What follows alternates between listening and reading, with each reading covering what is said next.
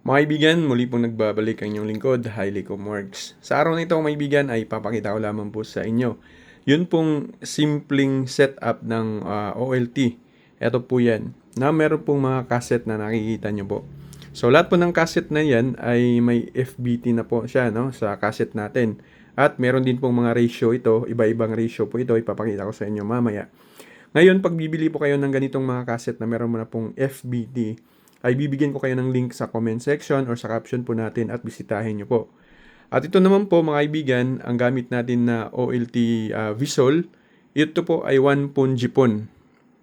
Okay, Jipon po ito, 1 pon. Ayan. So ngayon, ipapakita ko po sa inyo yung reading po, no? Reading po ng ating OLT. So ito, dinenere ko na po siya itong patch cord natin. So, ilan ba yung makukuha talaga natin? Ito po nga po pala ay basic idea para sa mga baguhan na katulad po natin, no? So, ito makukuha natin dito yung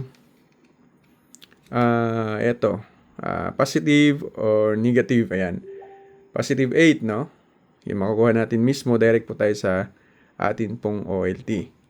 So, ngayon naman, pakita ko po sa inyo kung yung first cassette natin, kasi marami pong nagtatanong about dito, no? Kung ano daw yung magandang gawin. For example, bumili sila ng mga cassette na merong FBT. Kasi napakadali po siya.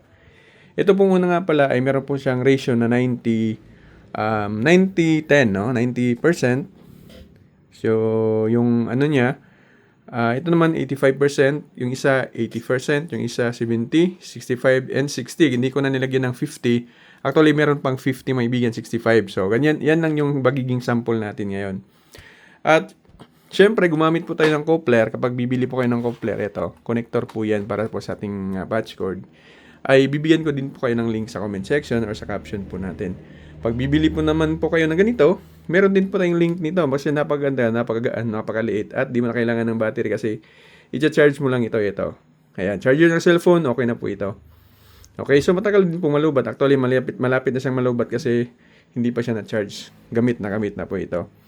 So ngayon, kasi positive 8 to, i-check natin kung ilan yung reading ng first cassette natin dito.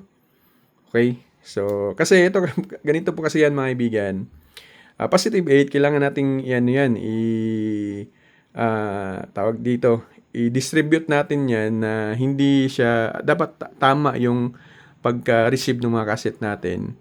Ano ba yung explanation nito? Yung positive 8 kasi dapat pagpunta natin dun sa sa pinaka last cassette or napbox, ito kasi yung nilalagay sa napbox, dapat kuha pa din natin yung mga out yan ay nasa negative 16 or 19. So yun, pasok yun, no? Sa good reading yun, 19. So, tatanggalin ko to. At sana ay naintindihan nyo po yung atin pong demonstration dito. So, sa FBT cassette natin, mga kaibigan, ito na meron pong FBT, meron siyang green and yellow. So, yung green na cord na ito yung ilalagay natin dito sa pinakauna sa ating pungpon ng ating OLT. Ayan. Okay? So, yan. Nakalagay na siya. Ngayon, yung internet natin is, syempre, magkoconnect yan dito. Hanggang doon. So, ito yung makikita natin sa mga napbox. So, ito yung nilalagay. Actually, meron po itong 1/16. Itong gamit natin is 1/8. At meron din po itong mga walang FBT. Pero yun nga, yung gamit natin meron kasi mas madali. So ngayon, ang etong green, papunta yan dito sa cassette. Okay? So, ito naman yung out, yung yellow. So, yung yellow dyan, connected dyan, papunta naman sa second cassette. So, green. Ito sa green. Yan. So, yung green is in, yung yellow naman is out. So, para mag-connect silang dalawa, syempre, lalagyan ng, pakita ko po sa inyo, ito, connector. Or, ito pong coupler. Yan. Okay, mabibili naman po natin ito sa bibigyan ko kayo ng link kung saan tayo bumili nito. Ayan. Okay, so titingnan natin from positive 8 kung ilan yung makukuha natin dito. So, ngayon, positive 8. So, reading natin una to. Kukunin ko muna yung out. Ito. Yung sa yellow patch cord natin. Tatanggalin ko po muna siya at i-read natin kung ilan yung naiwan na reading niya. So, ayan, nakita niyo is positive 8 pa din. 0.25. Good pa din, yung reading, So, ngayon naman, ibalik ko siya. Ibalik ko dito. Tapos, reading natin yung slot dito sa cassette.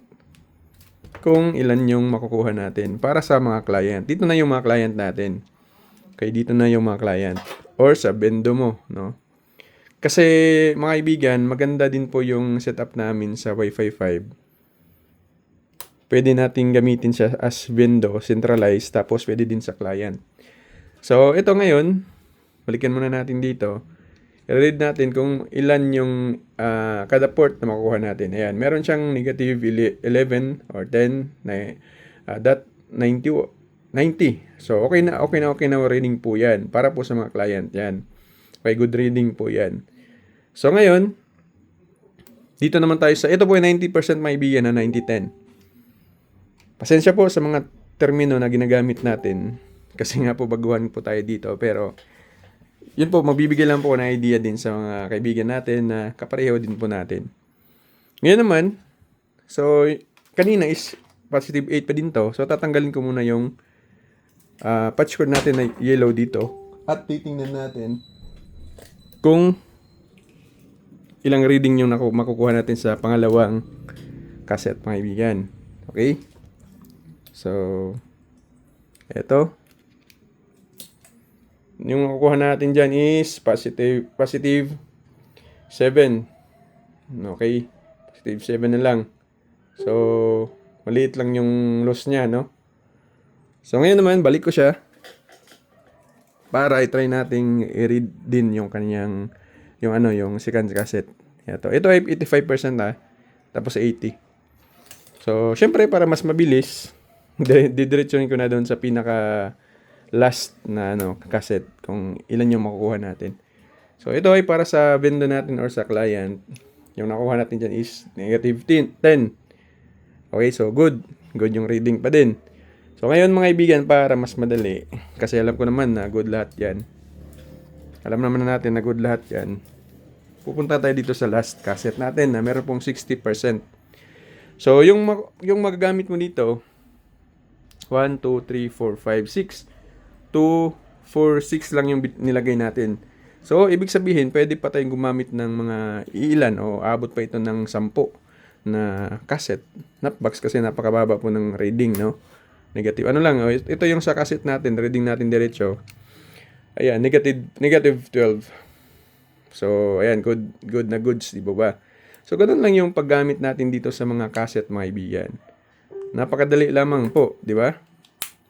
So, again, ito yung ilalagay sa napbox. So, ito naman, i-connect lang natin yung in, yung green, out naman yung yellow.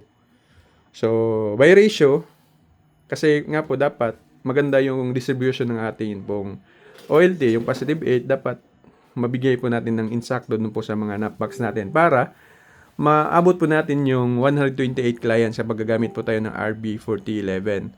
So, yun po yung isa sa mga idea na akin pong ibabahagi sa inyo. Kung meron po mga kakulangan o mga katanungan, mag-PM lamang po kayo sa comment section. Pero huwag nyo kalimutan, ang link na sa comment section o sa caption natin, yung coupler, yung eto, at yung pang-reading ko naman. Okay, pag bibili po kayo nito, diretso po kayo sa akin pong Facebook store, mga ibigan, kasi meron po akong benta nito. With config, default, meron po. So, yun naman pong ibabahagi ko sa inyo ngayon. Magandang araw po sa ating lahat and God bless us all.